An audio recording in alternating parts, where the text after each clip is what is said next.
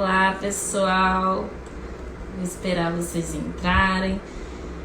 Hoje eu começo falando sobre SOS, Psi, respondendo algumas perguntas. Fiz a caixinha de perguntas para vocês na segunda-feira e selecionei 2 perguntinhas sobre tanto o abuso psicológico do parceiro quanto o autoconhecimento nas relações saudáveis. E eu acho que isso junta e se complementa. Então eu vou falar hoje sobre isso. Mas eu já quero aproveitar porque a minha amiga aqui, a Wanda, entrou. Ontem foi o Dia das Mulheres e me fez refletir hoje, que agora comecei a fazer as lives, vai ser toda quarta-feira, meio-dia 12. E ela foi uma mulher que me incentivou a fazer essas lives. Então eu te agradeço, amiga, que a gente também faça isso, né? Que a gente seja mulheres que incentivam as outras mulheres. E isso aí é muito importante no processo que a gente está nessa luta também das mulheres, né? Mas vamos começar então na questão de abuso psicológico do parceiro. Eu vou falar na forma de masculina mesmo, do abusador, enfim, mas eu sei que muitos homens também sofrem relações abusivas, tá? Mas como foi uma seguidora que comentou, me perguntou, então eu vou falar diretamente a isso, né? Parceiros que a gente vive nessas relações abusivas. Como identificar? Bom, eu já falei pra vocês, já passei por situações abusivas, já passei por uma relação abusiva e basicamente é você sentir o tempo todo pisando em ovos, né? Só que é uma questão de níveis. No mesmo tempo que você tá muito bem, mas ao mesmo tempo você tá muito mal. É como se você não tivesse aquela parte leve, tranquila, como as relações saudáveis. Nas relações saudáveis você fica mais leve, aquilo, né? Você pode colocar sua opinião, falar sobre o que você pensa, fazer as coisas que você gosta, e o outro parceiro vai te apoiar, como sempre, né? Lógico que tem diferenças, né? As pessoas são diferentes, têm opiniões diferentes, mas nas relações saudáveis isso se torna leve. Nas relações abusivas não, né? Eu falo que uma das formas que eu sempre sofri numa relação abusiva foi se sentir criticado o tempo todo, né? Então o tempo todo eu era criticada, a pessoa me colocava como inferior, né? Sempre tem aquelas frases: ai, você nunca vai achar alguém como eu, ou ninguém vai te aguentar como eu, né? Ninguém vai te amar. Então, assim, essas questões que vão aparecendo nas relações abusivas, né? Então, você sempre tá pisando em ovos, você nunca... você sempre toma esse cuidado, porque você sempre tá com medo da pessoa, dela ficar brava, de ela não falar com você. Uma das formas que tá muito relacionada à violência psicológica é quando a pessoa começa a recusar comunicar com você, né? Isso é uma violência muito grande, mas as pessoas não percebem, né? E aí entra na questão também como as vítimas não conseguem sair dessas relações abusivas, né? E tá muito relacionado a isso. O abusador, ele não vem na testa, né, com um papelzinho escrito: eu sou abusador. Não, ele vem como um príncipe, ou, né, seja lá, como uma princesa, muito amoroso, muito carinhoso, aquilo que você pediu a Deus, né, muitas vezes. Então vem com aquela forma muito perfeita. Só que, por que a vítima ela não sai? Porque ela entra numa teia de manipulação do abusador. Ou seja, né, como a gente fala que é o ciclo abusivo. Muitas vezes começa nesse sentimento amoroso, a pessoa ela te trata muito bem, ela te elogia o tempo todo, até começar a vir as tensões, né, de: ai, você vai usar essa roupa, ai, eu não gosto muito dessa sua amiga, né? Começa a te criticar nas coisas que você faz, até chegar numa grande crise, né? Muitas vezes numa briga, numa discussão. E olha, gente, não precisa chegar, que muitas vezes pode chegar numa violência física, mas uma crise também de discussão, da pessoa te xingar, te colocar como inferior, te tratar mal, é uma relação abusiva, né? É uma violência psicológica. Então começa nisso até voltar. A pessoa, ela se arrepende, ela pede desculpa, ela faz 1000 promessas pra você.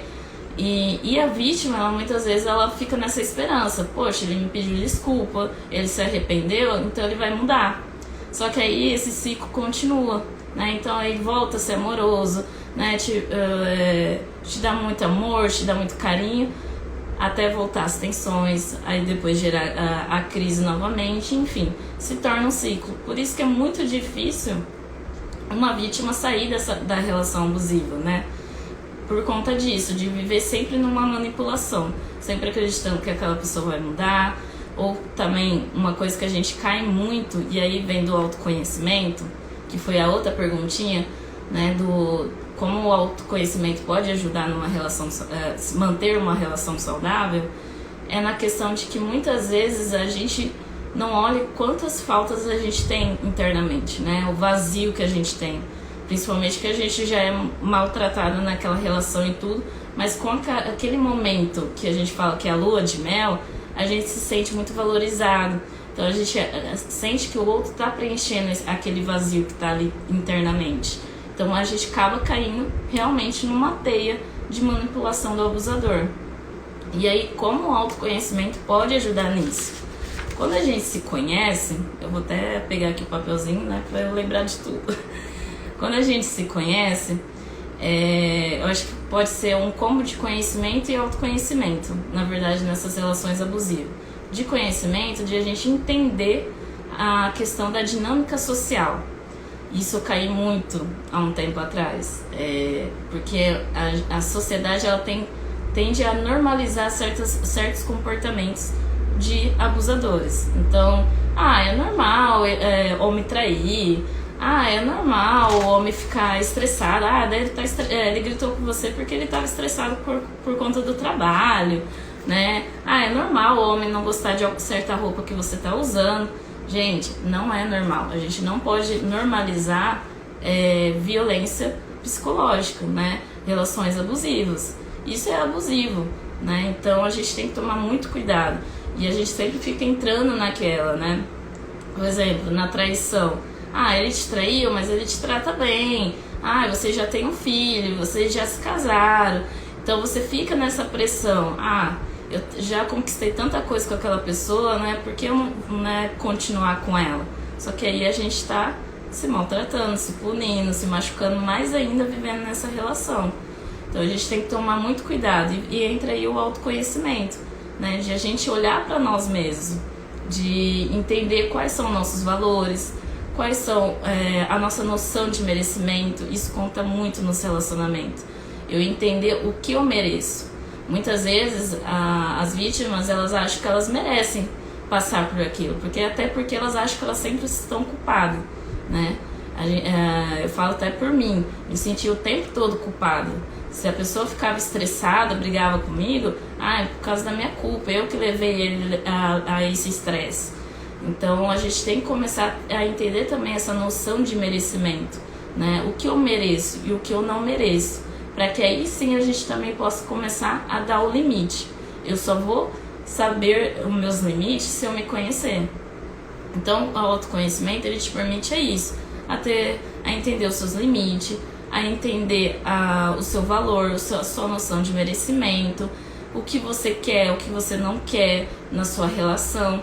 E assim você começa a construir também aquela questão do amor próprio, né? De você se olhar com mais carinho, de você entender as suas faltas, os seus vazios, o que você levou isso às vezes da sua infância, para que você vai construindo essa autoconfiança, essa autonomia.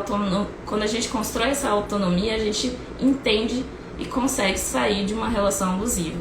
Foi assim que eu também consegui sair.